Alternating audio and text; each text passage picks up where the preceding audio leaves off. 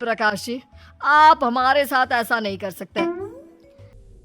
अरे तुम देखो, अगर तुमने मेरी बेटी से शादी तोड़ी ना, तो जो भी प्रॉपर्टी मैंने तुम्हें दी है वो तो पूरी की पूरी वापस ले लूंगा, और आधी प्रॉपर्टी माली पे लूंगा।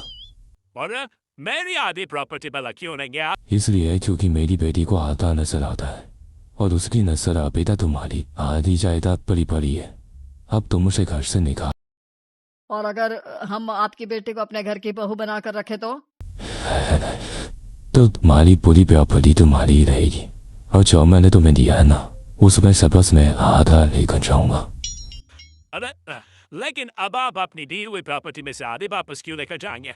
अगर मैं आपकी बेटी को अपने पति बनाकर रखने को तैयार हूं तो हाँ। इसलिए ताकि भविष्य में अगर तुम मेरी बेटी को धोखा दो तो उसके पास कुछ तो रहे जो पति का हो। वैसे मेरी बात से मौत हो जाए, लेकिन अपने पति की कोई निशानी तो उसके पास होनी चाहिए ना। आप अगर तुमने मेरी बेटी को कहानी था तो प्रॉपर्टी भी कहानी मिलेगी, पूरी नहीं। जमाएगा कि वो बुरी तरह फंस चुके हैं और अब उनके पास वहां से निकलने का कोई चारा नहीं है। अब समझ में आया ना, लालच बुरी बला होती है। एक तो तुम्हें प्रॉपर्टी मिली, ऊपर से बीवी मिली, उसमें तुम्हें नखरे भी दिखाने हैं। आए बड़े, चुपचाप बैठो दोनों। कुछ दिनों के बाद नैना राघव की कार लेकर बाजार घूमने निकलती है और जब कार लेकर वापस आती है, ये क्या? एक तरफ से मेरी गाड़ी पूरी खराब हो चुकी है। लगता है तुमने मेरी गाड़ी को किसी दूसरी गाड़ी के साथ एक्सीडेंट किया है। अरे अरे, कितना बड़ा नुकसान कर दिया तुमने बहू। वो क्या है ना पापा जी, मुझे एक आंख से दिखाई नहीं दे रहा था, सामने से गाड़ी आ रही थी।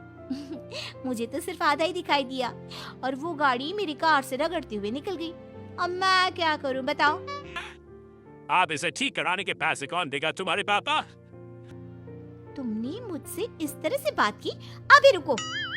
नैना राघव की शिकायत ओम प्रकाश को कर देती है।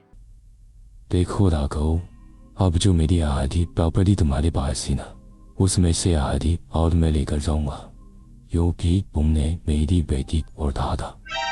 अरे नहीं पापा जी, गलती हो गई, माफ कर दो। गलती की तो कोई गुंजाइश ही नहीं। अगली बार मेरी बेटी को डांटा तो बची हुई आधी में से आधी और ले जाऊंगा। लालच के चक्कर में हम दोनों ने बहुत बड़ी गलती कर दी बेटा। एक तो तुम्हें कानी बहू मिली और ऊपर से जो माल मिला वो भी काना। इस तरह राघव की हर एक गलती पर ओम प्रकाश उसकी प्रॉपर्टी का आधा आधा हिस्सा लेकर अपना सारा माल वापस ले गया और राघव को कानी बीवी से काम चलाना पड़ा। भाई लालच वाकई में बुरी बला है।